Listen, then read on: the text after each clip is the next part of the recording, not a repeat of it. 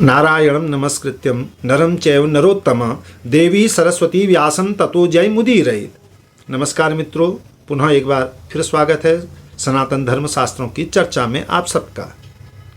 अगर आपको ये बातें अच्छी लगती हों तो इस चैनल के मार्ग को आगे बढ़ाने का भी आप प्रयास करें, निवेदन कर सकते हैं।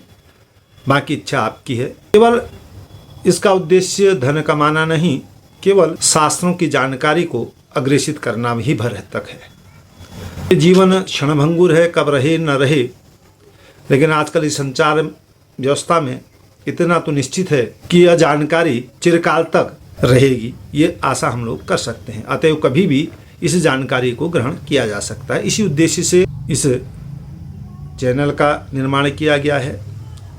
तो प्रश्न यहाँ पर उठता है कि श्राद्ध इत्यादि कार्यों को करने में अगर धन का अभाव हो तो श्राद्ध की संपन्नता कैसे होगी?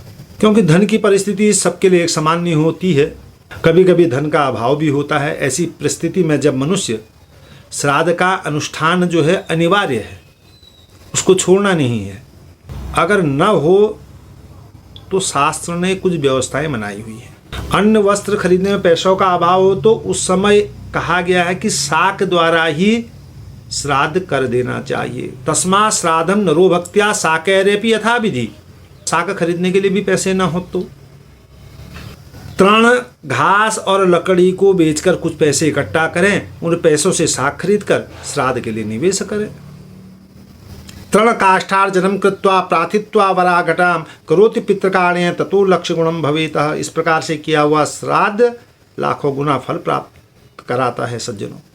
तो इसलिए श्राद्ध कर्म आवश्यक है। देव कार्य करो न करो वो ऐच्छिक विषय है सज्जनों, लेकिन श्राद्ध कर्म आवश्यक कर्म में गिनती में आती है। इसलिए श्राद्ध कर्म का कभी भी त्याग नहीं करना चाहिए। तो देश विशेष में, काल विशेष में, आजकल भूवादी समय है, शहरों में हम लोग रहते हैं, घास और लकड़ी बेचने के लिए न मिले तो उस समय क्या करना चाहिए? तो उन्होंने ये बताया है कि घास से ही श्राद्ध हो सकता है। कुछ घास काट करके गाय को खिला दीजिए। ये पद्म पुराण ने बताया है कि घास उस श्राद्ध तिथि में अपने हाथ से घास को काट कर गाय को खिला देने से भी जो है श्राद्ध का फल प्राप्त हो जाता है। इस संबंध में छोटा सा एक विचार है, कथा है कि एक व्यक्ति धन के अभाव से जूझ रहा था। उसके पास न इतने पैसे थे न रुपये थे जिसके द्वारा उस सब्जी भी खरीदी जाए। वो सब्जी शाक के द्वारा श्राद्ध करने में भी असमर्थ था। तो श्राद्ध की तिथि नज़दीक आ गई और आज पहुंच गया और कुतब काल भी आ गया।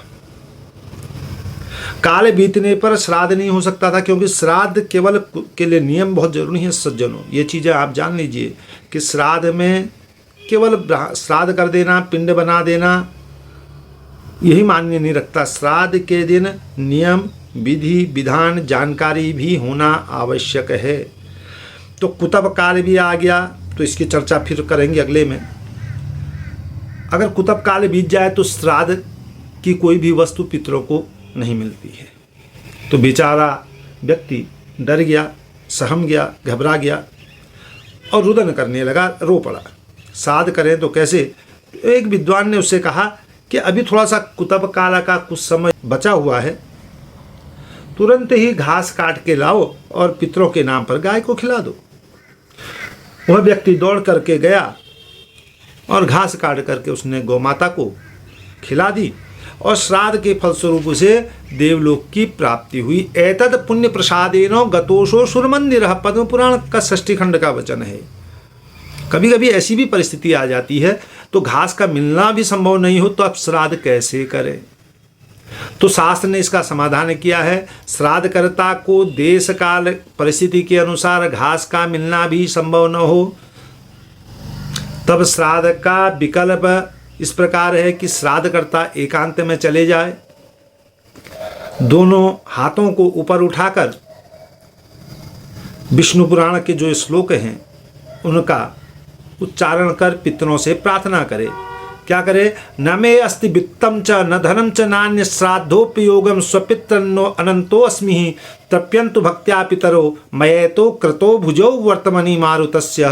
कि हे पितृगण, मेरे पास श्राद्ध के उपयुक्त न तो धन है न धान्य है, हाँ मेरे पास आपके लिए श्रद्धा और भक्ति, मैं इन श्रद्धा और भक्ति से ही आपको तृप्त करना चाहता हूँ। आप तृप्त हो जाए। मैंने शास्त्र की आज्ञा के अनुरूप अपनी दोनों भुजाएं ऊपर उठा रखी हैं। तो इतना कर लेने मात्र से ही उस असमर्थ व्यक्ति को श्राद्ध का फल प्राप्त हो जाता है।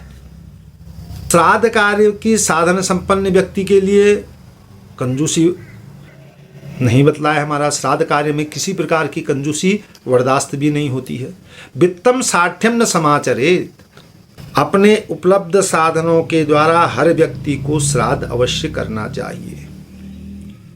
तो शास्त्रों ने स्पष्ट शब्दों में श्राद्ध का विधान दिया और न करने का निषेध भी किया है। श्राद्ध करें ही, अतो मूले फलैर्वापि तथा अप्युदक तर्पणे पितृतृप्तिम प्रकुर्वीत नैवं श्राद्धम विवर्जयेत।